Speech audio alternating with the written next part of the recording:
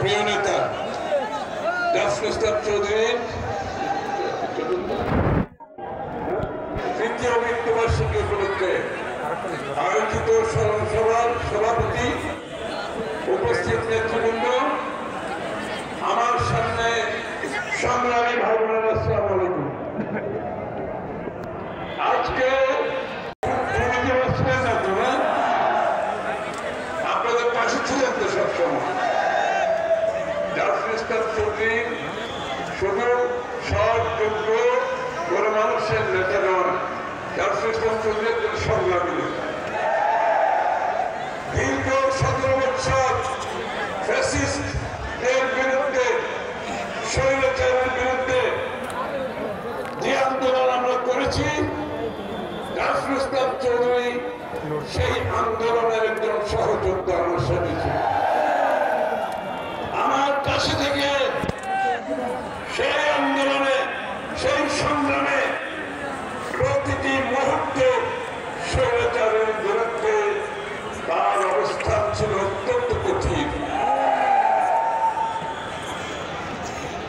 যখন খুব বেশি কঠিন সময়, যখন আমাদের অনেকে ভয়ভীতির মধ্যে জীবনযাপন করছে, তার মধ্যে যে কর্মসূচি আমরা দিয়েছি, জাফর ইসলাম চৌধুরী কর্ণফুলী সেতু এই পারে না ওই পারে তার লোকজন নিয়ে সবসময় উপস্থিত ছিল। যত কর্মসূচি মহানগরে হয়েছে, দক্ষিণে হয়েছে, তার নেতৃত্বে বাসখালী সবসময় সরব উপস্থিতি ছিল।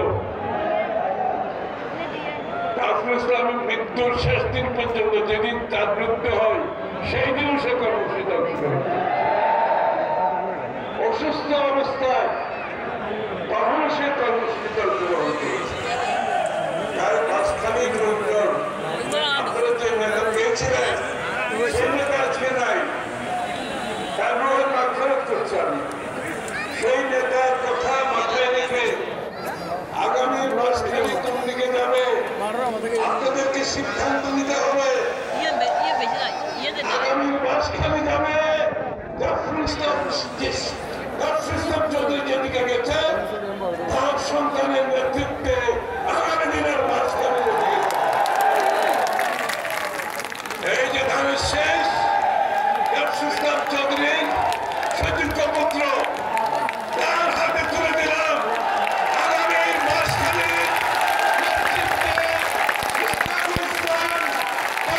নেতৃত্বে আগামী দিনের বাসখালী রাজনীতি, বাংলাদেশ জাতীয়তাবাদী দলের রাজনীতি, বেগম খালেদা জিয়ার রাজনীতি, শহীদ জিয়ার রাজনীতি, জনাব তারেক রহমানের রাজনীতি, সেই পথে মিশতাকুল ইসলাম বাপ্পার নেতৃত্বে আপনাদের সহযোগিতায় ইনশাআল্লাহ পরিচালিত হবে আগামী দিন। বন্ধুগণ, সময় নাই, স্লোগান বন্ধ করো, স্লোগান বন্ধ করো, স্লোগান বন্ধ করো, সময় নেই, সময় নষ্ট করবে না, চুপ করো। কারণ নির্বাচনে তাদের জিতার কোন সুযোগ নাই। তারা বিগত দিনের পরাজিত শক্তি, এখন এবং সামনে সব সময় পরাজিত শক্তি থাকবে।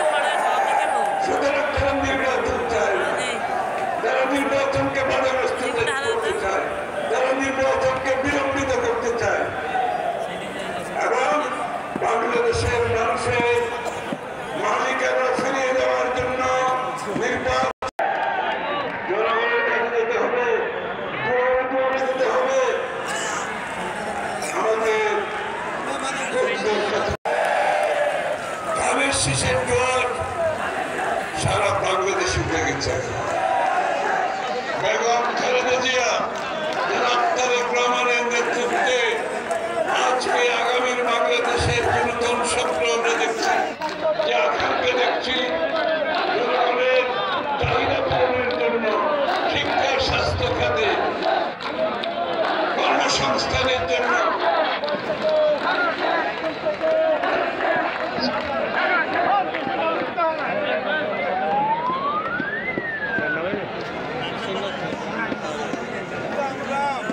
Sana